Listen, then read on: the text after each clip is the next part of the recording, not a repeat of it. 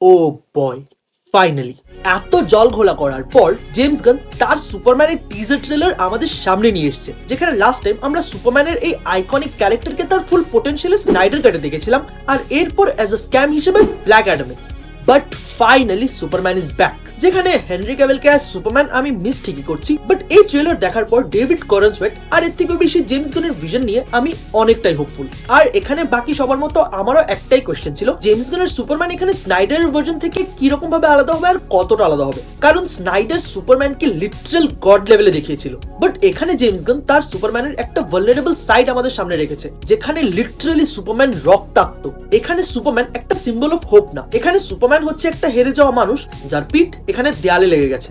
আর এই ট্রেলারে শুধু সুপারম্যান না, সাথে সুপারম্যানের অ্যারাউন্ড যেসব ক্যারেক্টার যেমন লুইস লেন, লেক্স লুথার, তাদেরকেও দেখানো হয়েছে, যেখানে লেক্স লুথার সত্যি এমনটাই মনে হচ্ছে লেক্স লুথার এখানে কমিক বুক থেকে বেরিয়ে এসেছে। আর যখন এখানে কমিক্স এর কথা হচ্ছে, সো এই ট্রেলারে কমিক বুক থেকে আরো অনেকগুলো ক্যারেক্টারই দেখানো হয়েছে যাদের লুক অনেকটাই কমিক অ্যাকুরেট, যেমন গাই গার্ডনারের গ্রিন ল্যান্টার্ন, হক গার্ল, মিস্টার টেরিফিক, যেখানে একটা ইন্টারভিউতে জেমস গান অলরেডি বলেছিল যে সুপারম্যানের অরিজিন এই মুভিতে দেখানো হবে না, আর সুপারম্যানের এই ইউনিভার্সে সুপারহিরোজের এক্সিস্টেন্স অনেক আগে থেকেই আছে। আর এই ট্রেলার দেখার পরও এই ব্যাপারটা অনেকটাই ক্লিয়ার। আর সাথে এই ক্যারেক্টার, যেটাকে ফার্স্ট টাইম দেখার পর আমি মনে করেছিলাম এটা মার্শিয়ান ম্যান হান্টার হবে, বাট না, এটা হচ্ছে মেটামরফো। এই টিজার ট্রেলারের বেস্ট পার্ট হচ্ছে এটা আমাদের ইমোশনালি ট্রিগার করে, যেখানে আমরা সুপারম্যানের ইমোশনটাকে আরো ক্লোজ ভাবে দেখতে পারবো। আর এখানে এটা সবাই জানো দ্যাট জেমস গান এখানে ইমোশন হ্যান্ডেল করার ক্ষেত্রে প্রো প্লেয়ার, যেটা আমরা এই ট্রেলারের ফার্স্ট সিনেও দেখতে পাই, যেখানে সুপারম্যান একদম বাজে অবস্থায় রক্তাক্ত হয়ে পড়ে আছে আর সে ক্রিপ্টোকে ডাকছে, আর তারপর ক্রিপ্টো এসে তাকে নিয়ে যাচ্ছে। এমন সব ঘটনা কমিক্সও আগে অনেকবার হয়েছে,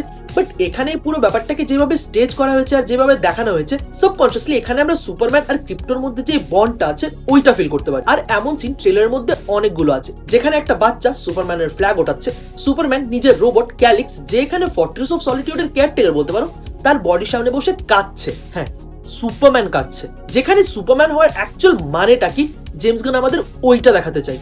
আর সাথে জেমস গান এটাও ক্লিয়ার করে দিয়েছে যে এই মুভি থেকে আমাদের কি এক্সপেকটেশন রাখা উচিত, যেখানে আমরা সুপারম্যানের গ্লোরিয়াস ডেজ তো দেখতেই পাবো, বাট অ্যাজ এ হিউম্যান সুপারম্যানের হেরে যাওয়াটাও দেখতে পাবো। আর হ্যাঁ, হেনরি ক্যাভিলকে অ্যাজ সুপারম্যান রিপ্লেস করাটা অনেকটাই tough, because he was the perfect Superman. But এখানে এই টিজার ট্রেলার দেখার পর তো এমনটাই মনে হচ্ছে that James Gunn actually tried সুপারম্যানের যে হিউম্যান সাইডটা ওইটা আমাদের সামনে তুলে ধরার, because Superman is literally god amongst men, but still he chooses to be one of us, and that's the greatness of this character. He can literally destroy the entire planet, he can rule us, he is Superman, but still he chooses to be a normal man.